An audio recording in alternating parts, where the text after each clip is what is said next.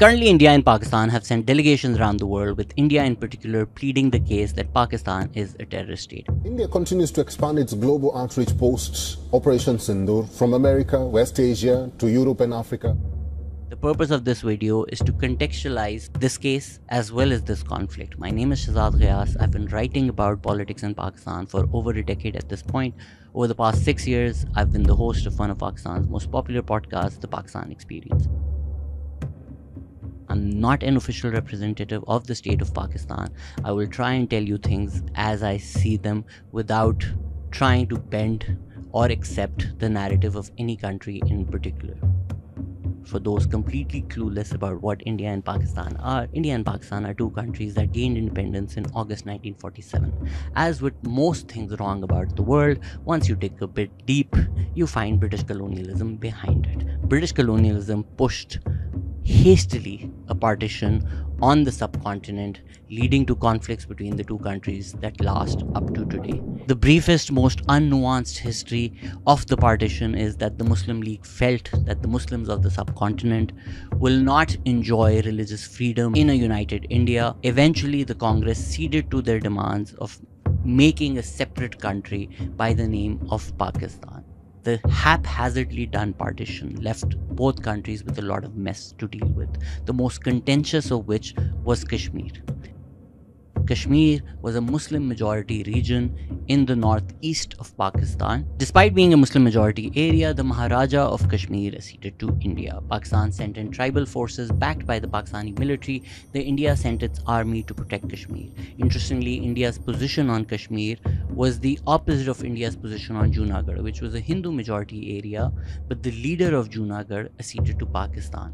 In that case, India decided to militarily annex Junagadh, but in Kashmir's case, based on the Maharaja acceding, India sent its army to try and take control of Kashmir, leading to the first war between the two countries. Since then, India and Pakistan have fought multiple wars over Kashmir, with frequent skirmishes on the line of control dividing the Indian side of Kashmir from the Pakistani side of Kashmir.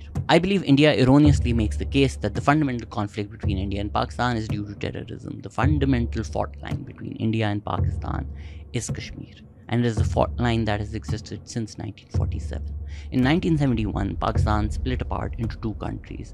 The West Pakistan military conducted a brutal military action operation in East Pakistan. India trained militant groups to fight against the Pakistani army. India proudly boasts about the fact that it trained, funded and supported militant groups in East Pakistan. For the record, I fully support the independence of Bangladesh, and I fully condemn what the Pakistani military did in East Pakistan against the people of East Pakistan. However, India cannot make the claim that it is only Pakistan that has supported insurgency and militant groups in the other country, when India has proudly boasted about the fact that India did it in East Pakistan. When it comes to Kashmir, Narendra Modi in 2019 unilaterally revoked the special status of Kashmir that Kashmir enjoyed under the Indian Constitution by revoking Article 370 and ending the semi-autonomous status of Kashmir. Historically, India has argued that Kashmir is a bilateral issue that needs to be dealt with between the two countries without involving any international organizations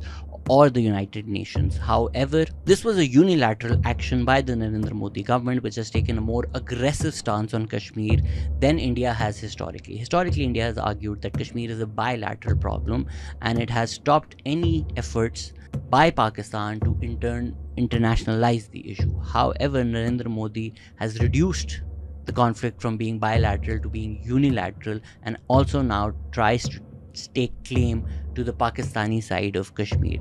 India historically has denied a plebiscite in Kashmir. India historically has denied any international intervention in Kashmir. India accuses Pakistan of supporting militant and insurgent groups in Pakistan. However, that glosses over the indigenous resistance in Kashmir. It glosses over the indigenous fight for Kashmir, for the people of Kashmir. In 2010, over 100 people were killed in anti-India protests in Kashmir. Kashmir is one of the most militarized zones in the world, with an estimated 5 to 9 lakh paramilitary officers, military officers and police officers stationed by India in Kashmir. However, India's accusation is not without merit. The two organizations which are under the spotlight right now, Lashkar-e-Taiba and Jaish-e-Mohammed, whether explicitly, whether tacitly, or whether overtly, it is undeniable that at different points in history, Pakistan has supported. For the record, I also think these groups are terrorist groups, and the United Nations itself has declared these organizations as terrorist organizations in 2001 and 2005 respectively. In 2018, Pakistan was put on the grey list of the Financial Action Task Force, forcing Pakistan into fundamental reform and cracking down on organizations such as the Lashkar-e-Taiba and the Jaish-e-Mohammed. Pakistan has curbed terror financing. Pakistan has closed offices and terror camps of many terrorist organizations, many militant organizations, including the Lashkar-e-Taiba and the Jaish-e-Mohammed. The leader of the Lashkar-e-Taiba, Hafiz Saeed, was sentenced to over 33 years in prison due to his links with terror financing.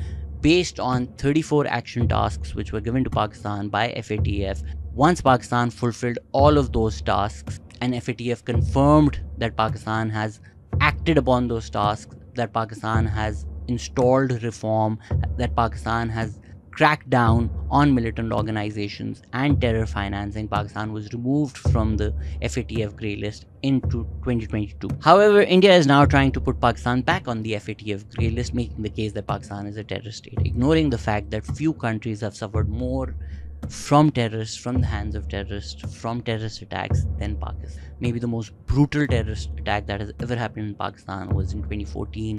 144 school children were massacred in APS Peshawar, leading to a national action plan where all the parties, all the political parties and the establishment came together and vowed to take action against militant organizations, against terrorist organizations. Not only was there a military operation against the Tehreek-e-Taliban Pakistan, but offices, camps, donation organizations, social welfare organizations of Lashkar-e-Taiba and Jaish-e-Mohammed were also shut down. Operatives of these two organizations were also arrested. It is undeniable that Pakistan has supported insurgency in Kashmir, that Pakistan has sent militants in Kashmir historically, but it's also undeniable that Pakistan has taken action against these very organizations. I think people on the outside assume that these militant organizations or these extremist organizations are completely in control of the government or the establishment. The truth is that Pakistan has had a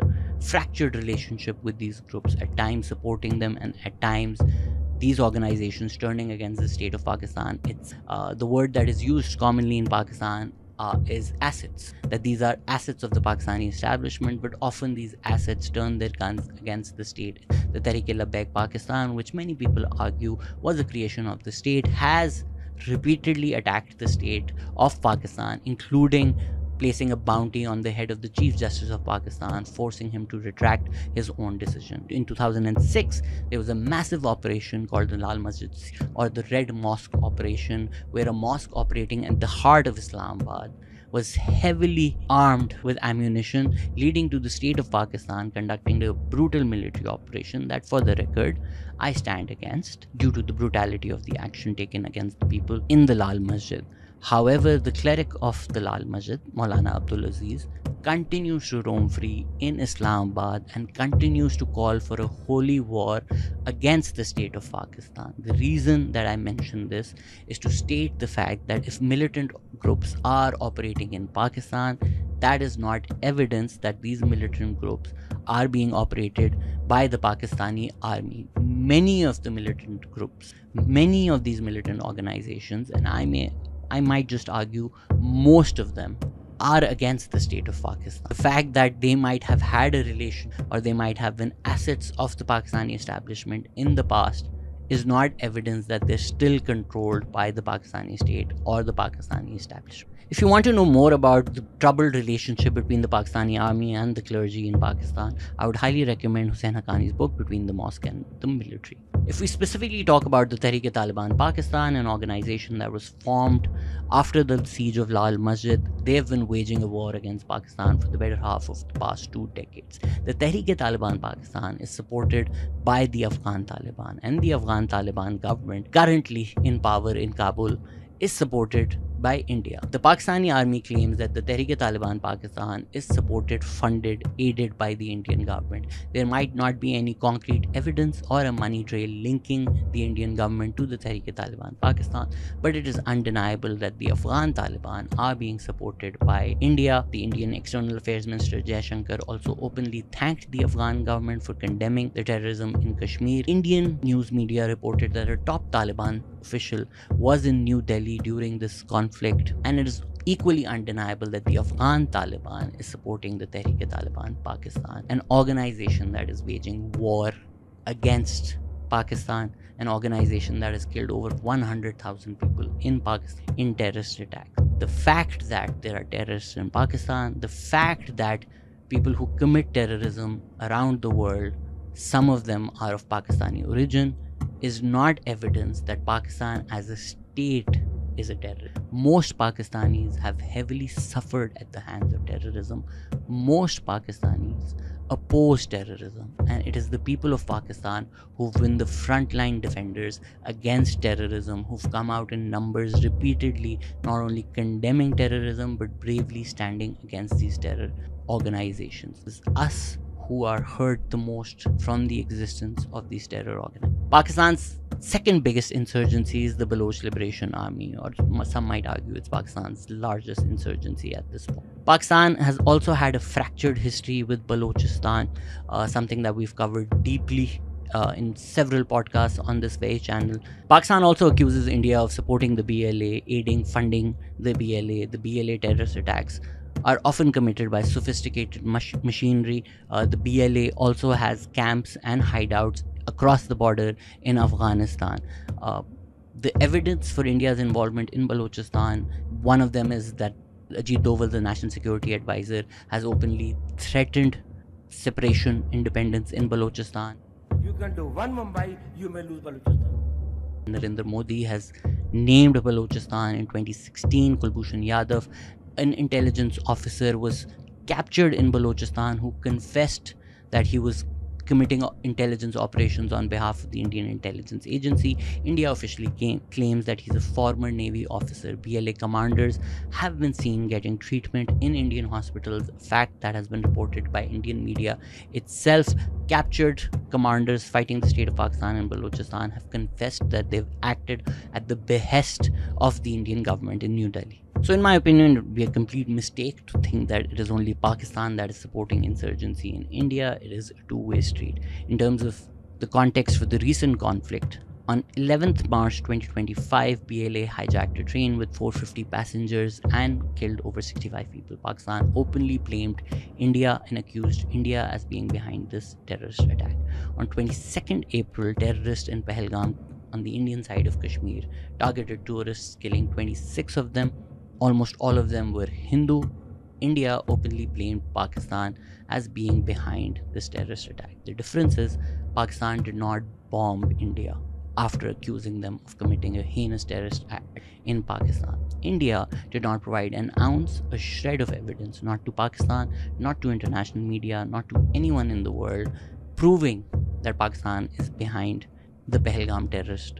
In fact, India has been unable to even capture the terrorist who committed such a heinous terrorist attack in India. The very next day, India announced that it would be suspending or holding in abeyance the Indus Water Treaty, or trying to stop the flow of water into Pakistan, which Pakistan has called an act of war. India, in a flagrant violation of the UN Charter and international law, bombed Pakistan on the morning of May 7th in an operation that it calls Operation Sindoor, which India claims targeted terrorist sites. However, Pakistan has taken international media to show them the sites, proving that residential neighborhoods were targeted. Pakistan has provided ample evidence at this point. It is undeniable that civilians were targeted. India claims that many of these civilians were family members of terrorists. However, there are civilians who had nothing to do with these terrorists, were not family members of these terrorists. In fact, one of the children, out of at least 3 children who died that night, was the son of a colonel officer, and that family was on vacation, showing you that these were not children who were just chilling at terrorist camps at 3 a.m. These were families who were on vacation. These were families who were living in their homes, who were brutally bombed by India.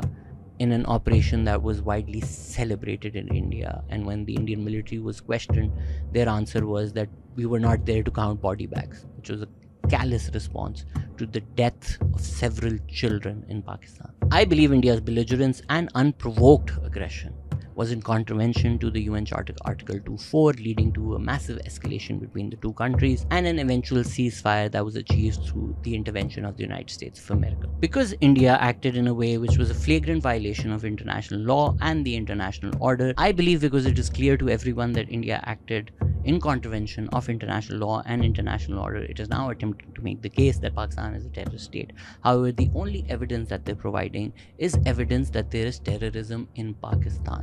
If we are to take this logic that if a country supports insurgency and terrorist groups in another country, that country is a terrorist state, I believe no country in the world throughout history has supported more militants, more terrorists around the world and has armed them more than the United States of America. The Syrian president recently was on the US most wanted terrorist list. Now he is a US ally. Islamic terrorism in Pakistan is particularly the legacy of the Mujahideen, who were supported by the United States in the war against the Soviet Union in the late 1970s and the all of 1980s. Pakistan was used by the United States to fund, train these Mujahideen.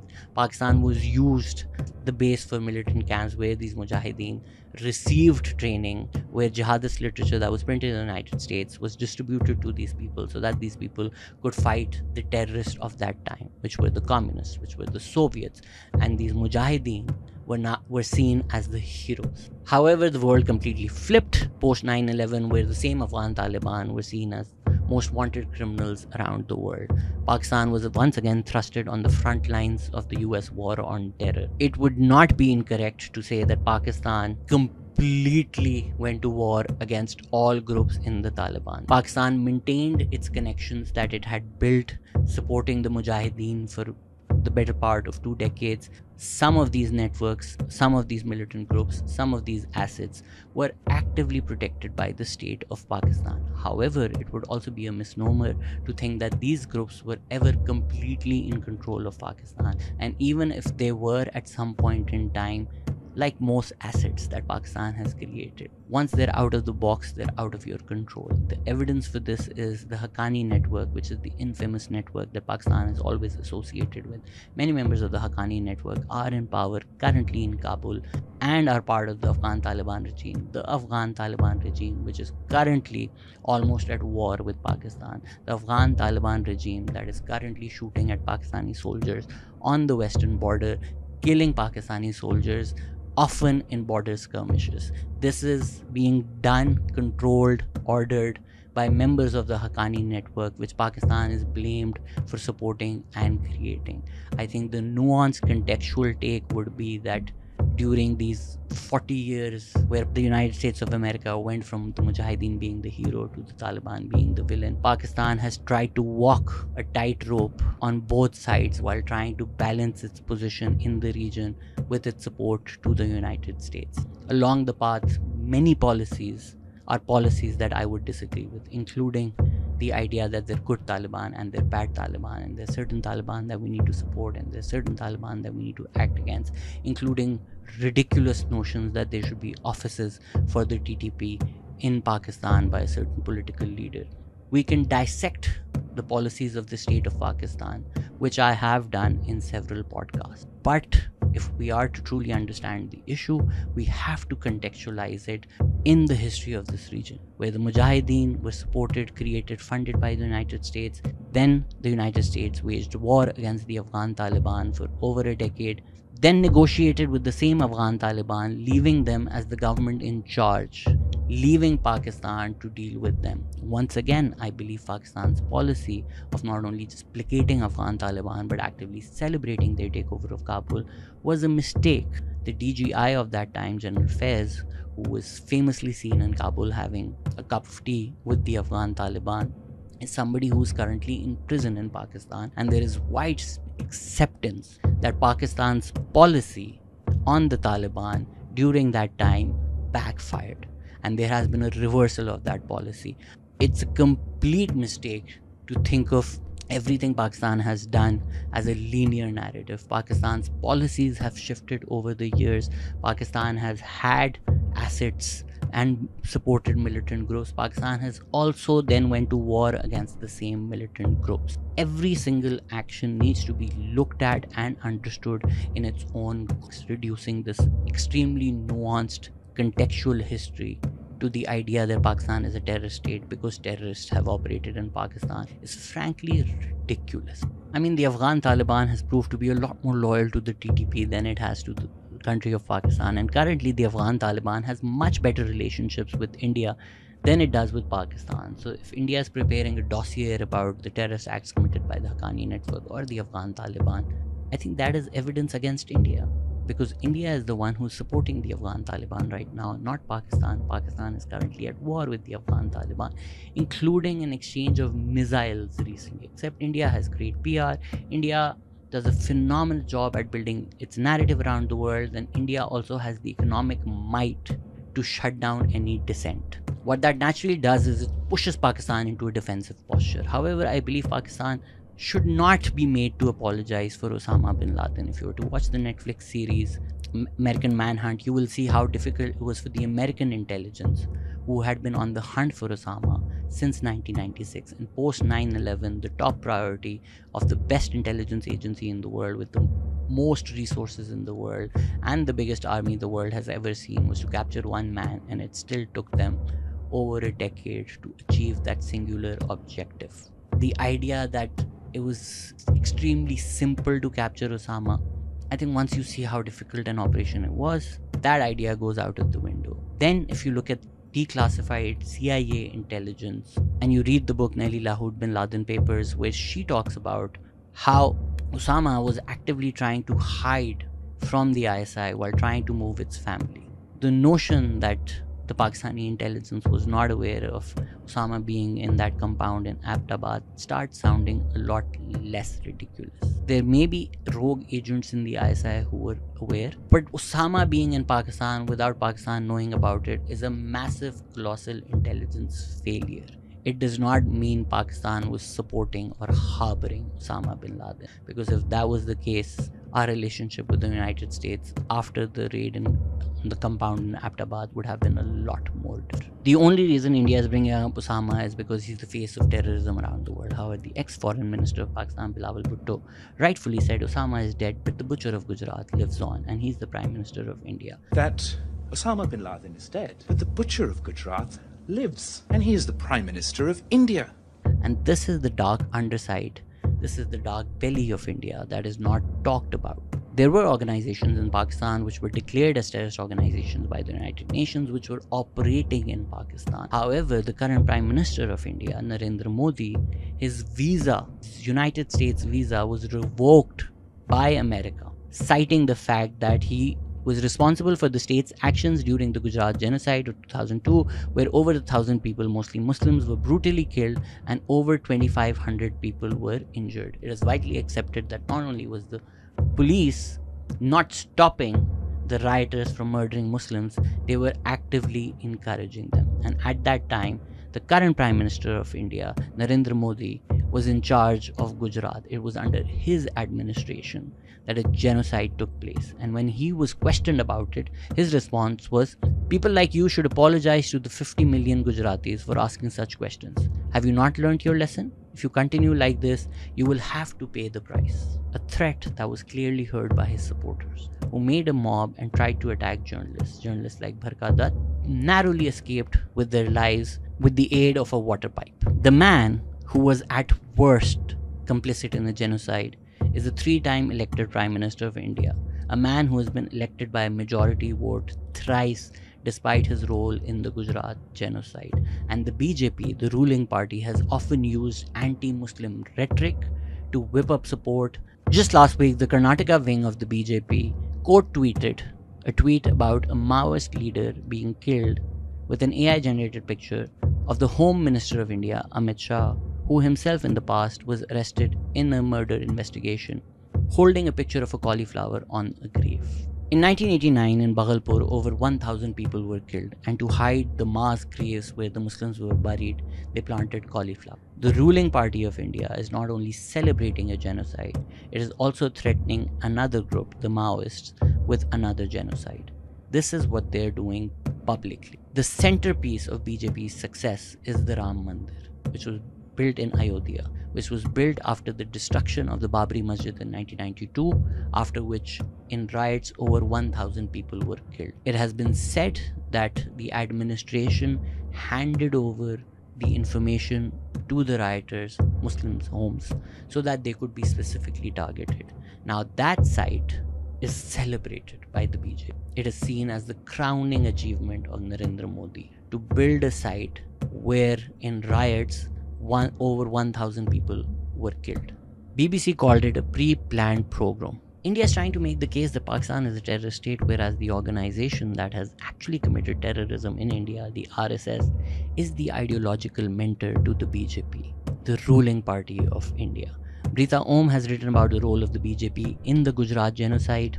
Christopher Jeffrey has a book called Gujarat Under Modi. Usman Ulkar has exposed the role of the Indian police in the Gujarat genocide. Whether it was the Samjhota Express bombing, the Ajmer Dargah attack, or the Malegaon blast, RSS and Hindutva terrorist organizations were behind it. That is the same philosophy that is embodied by the ruling party of India, by the Indian Prime Minister. Narendra Modi himself was a member of the RSS. India's main opposition leader, Rahul Gandhi, and the General Secretary of the Congress Party in 2007 said the RSS is a bigger threat to India than the Lashkar-e-Taiba. This is the ruling party of India, a party that openly threatens genocide in public on Twitter. And I'm simply talking about or focusing on attacks against Muslims. India has also taken military actions against Khalistanis, against Naxalites, against Maoists. Canada and the United States of America have openly accused the Indian government of committing assassinations on their soil. Prime Minister Trudeau blamed the Indian government for the murder of Hardeep Nijjar in Canada in 2013. The US Department of Justice has charged a former intelligence officer in a foiled assassination attempt. Not only is India committing assassinations against its own people in India, it's also committing assassinations against Indians in other countries. If you're interested in knowing more about Hindutva and Hindu terrorism, I would recommend Confronting the Reality of Hindutva Terrorism by Praful Bidwai, Of Hinduism and Terror by Paul Marshall, published in the Hudson Institute, Christopher Jeffrey's article Abhinav Bharat and the Malegaon Blast and Hindu Nationalism, Resisting and Emulating Islamist Terrorism. In a post 9/11 world, terrorism was seen as being synonymous with Islam, and Islamophobia ensured that the spotlight remained on Islamic terrorism. Israel has also done a phenomenal job in pushing that narrative around the world to try and justify its actions in Palestine. However, in my opinion, religious extremism of any kind or terrorism committed in the name of any religion is equally reprehensible. There is no difference in between ISIS planting a bomb and the RSS planting a bomb. In both cases, zealots driven by a religious ideology and an extremist version of their religion are committing acts of terrorism. The groups mentioned by India for Pakistan are fringe groups which do not have widespread support in the country. The only man who can be categorized as a religious zealot who has been in charge of Pakistan was a military dictator who had to hang the popularly elected Prime Minister of Pakistan, who came to power on a socialist agenda, whereas India has repeatedly elected Narendra Modi, despite his at worst complicity in the Gujarat genocide. I cannot think of any instance in the history of Pakistan where 1,000 members of a religious minority were butchered on the streets. Not denying the fact that there is religious extremism in Pakistan, not denying the fact that there is repression against religious minorities in Pakistan, not denying the fact that Pakistan suffers from problems such as forced conversions, every single thing that I have done several shows on.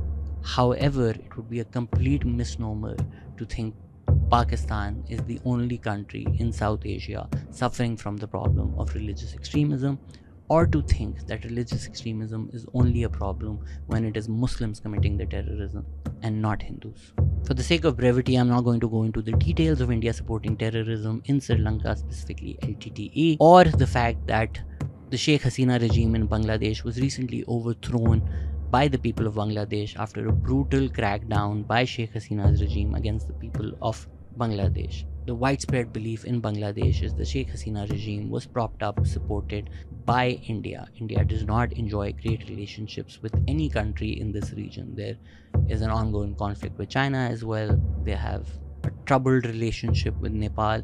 The only country in the region that India enjoys great relationships with right now is the Afghan Taliban. How can they seriously make a case for the world that they're the bulwark against Islamic terrorism when their allies, the Taliban, is the literal synonym for Islamic terrorism for many people? So whether it is Bangladesh or it is Pakistan, these countries serve as euphemisms for the popular party in India, the BJP, for their populist rhetoric. India has had a secular ethos for over 75 years.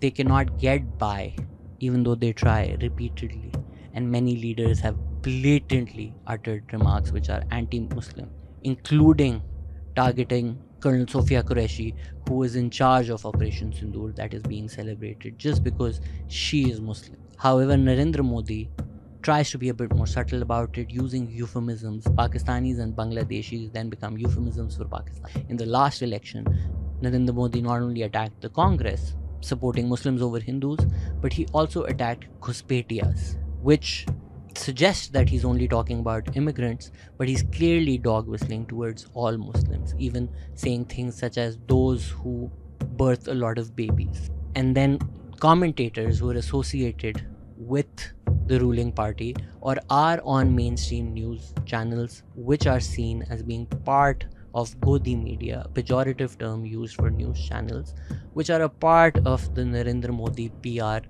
cycle.